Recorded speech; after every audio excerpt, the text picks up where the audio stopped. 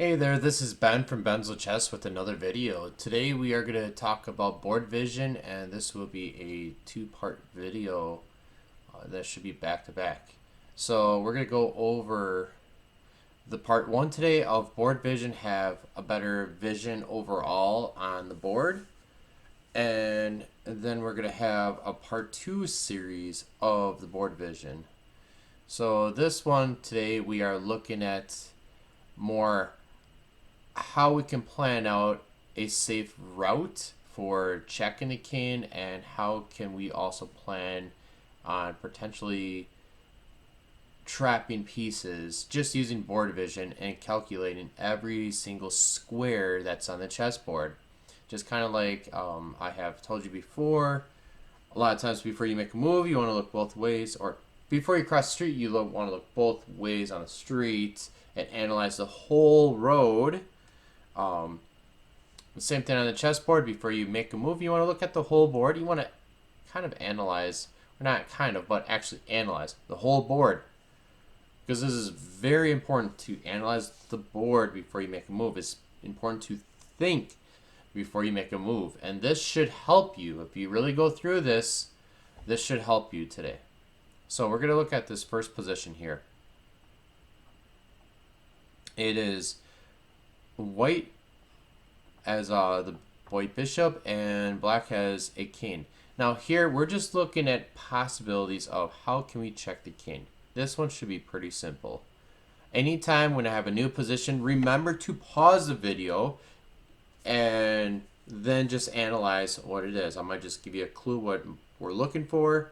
Pause video, give yourself 3 to 5 minutes, write down what you think, jot down notes, and then resume and see what I come up with.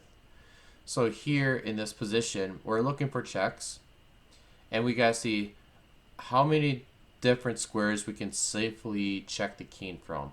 This one's pretty simple with the white bishop. And I'm gonna go to the next chapter because it's gonna show you the two places, which is gonna be bishop to b3, which is right here. I got the b, and then 1, 2, 3. Place the bishop here. We'll check the king, and h5, which is right here. This is the letter H. 1, 2, 3, 4, 5. We'll also check the king. We look at this chapter here. It also shows you, just by looking at this, the arrows are showing you where you can safely check the king at right now.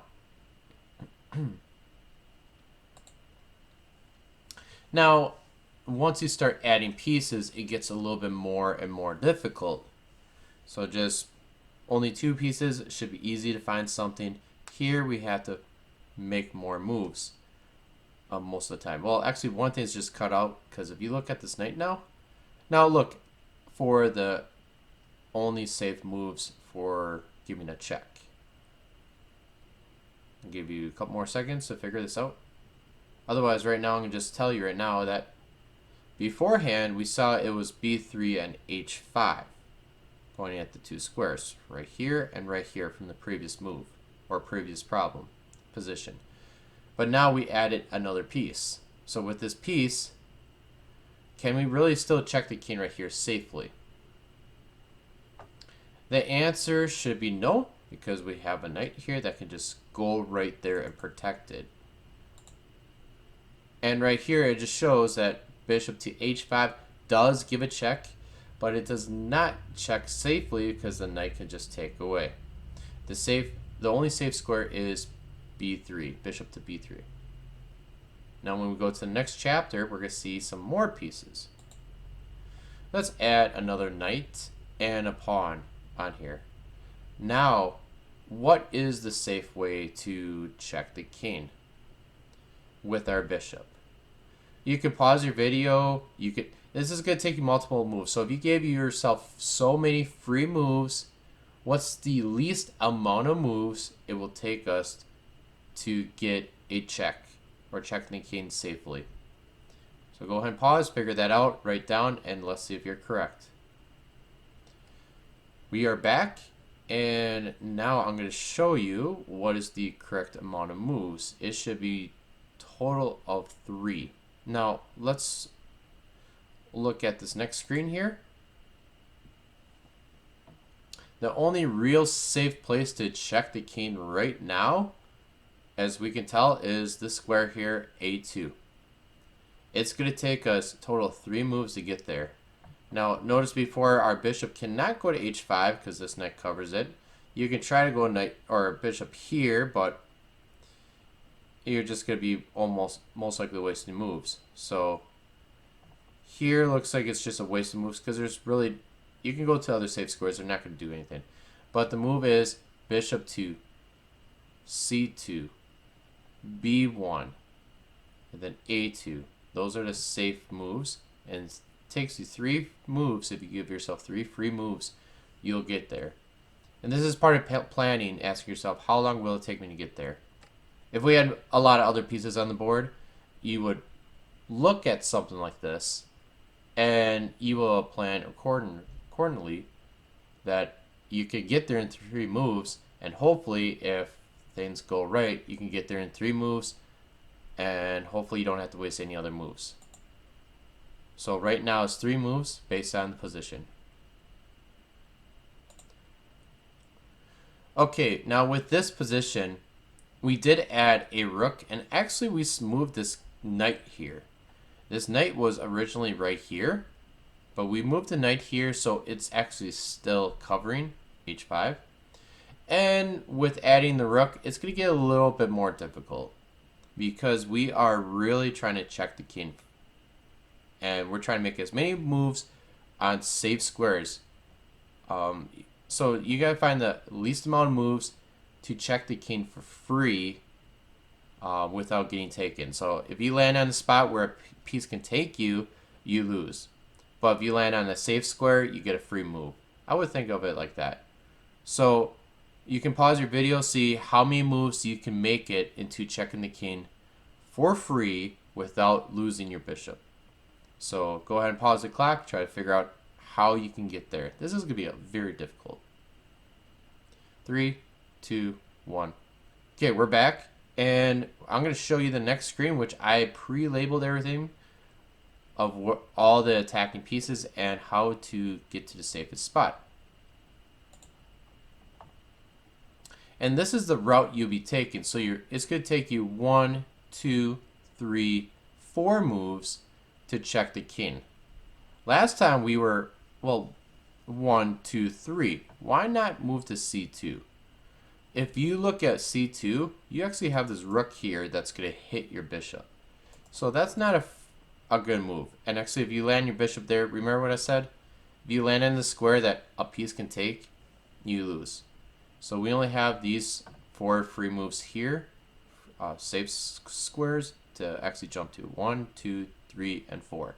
Still hitting bishop, going all the way to A2. Here's what you should notice with those. You got these 4 safe spots for your bishops. And looking at this knight, he's attacking all of these 8 squares. This rook is covering this whole back or middle rank here, the 5th rank, and this file here.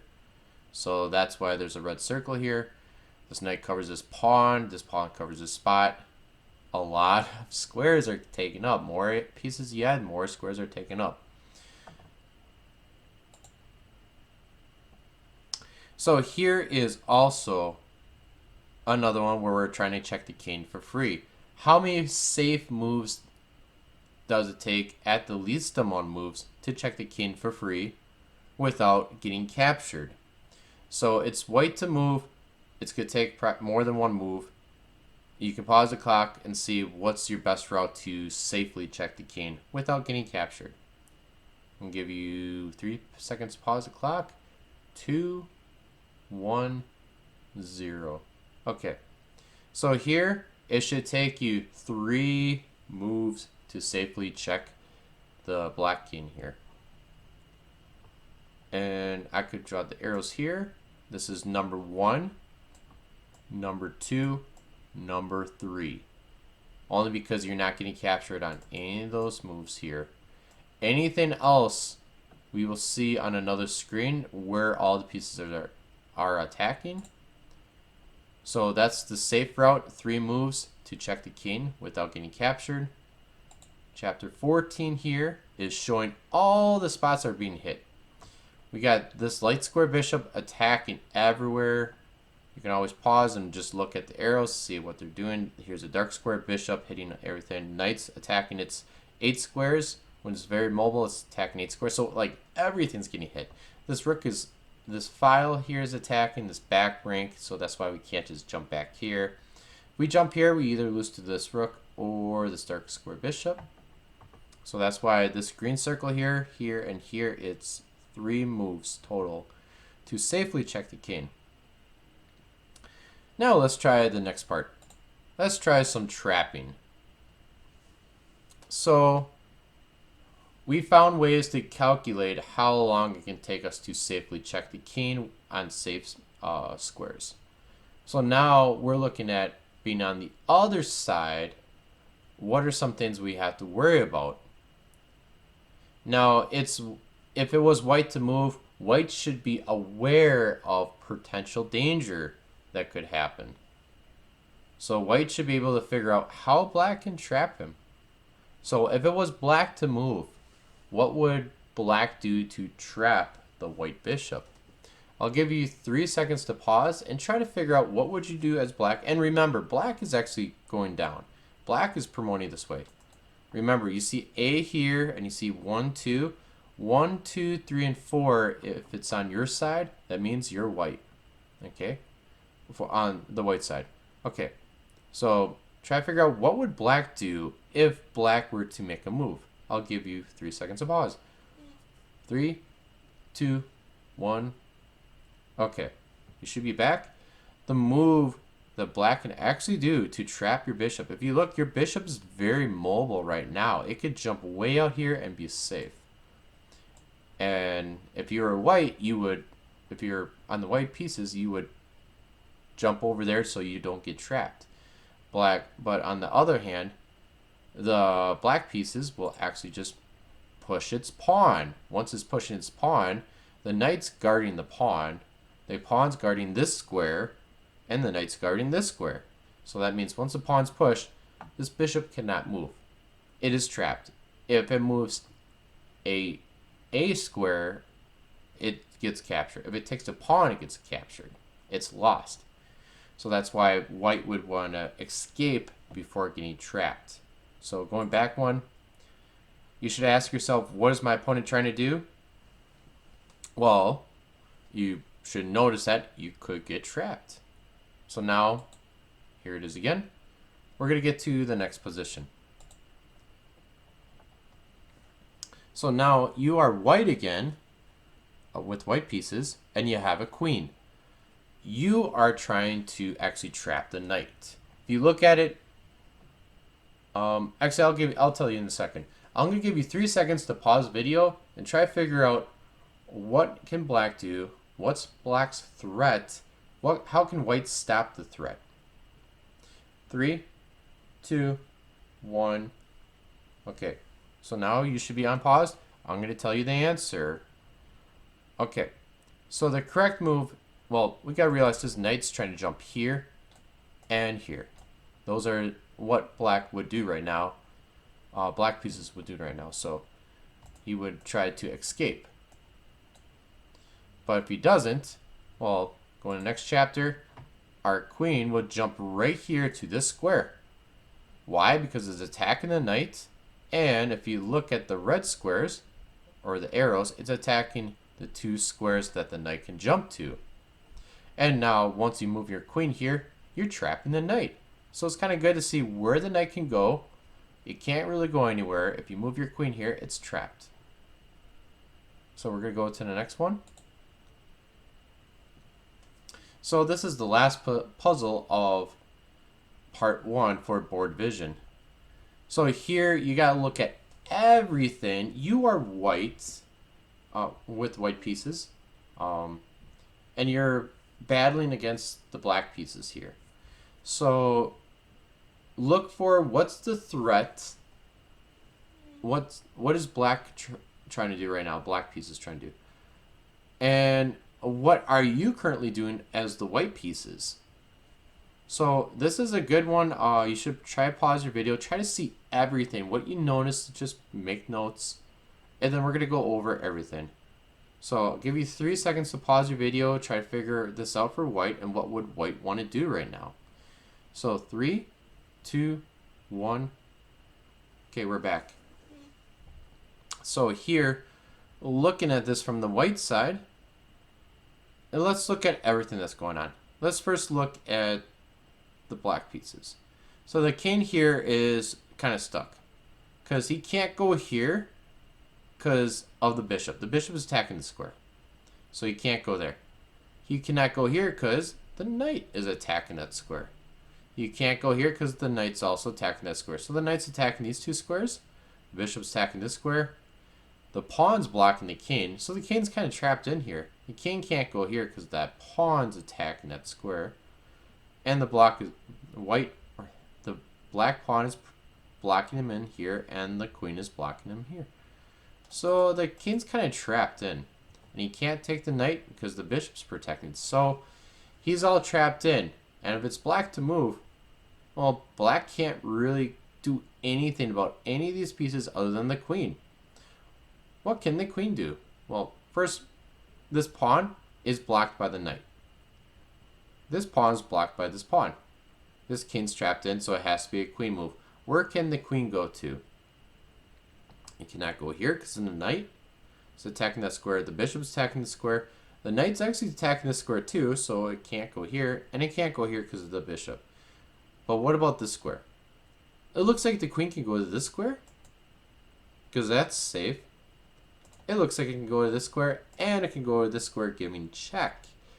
So, knowing that, what can we do if it was white to move, knowing black could escape the black queen? Well, looking at the next position, it's going to show you. It's king to right here. Once you get your king right here, you're blocking the other three squares or guarding them. So if it was white to move, you just jump, you move your king to this square, cover all those three squares. Now, after that move, no one can move but the queen, and it doesn't matter where the queen goes, the queen is going to be gone by either the knight, the bishop, or the king. Okay, I hope you like this part 1 of this video. Stay tuned for part 2, and I will see you at the next video.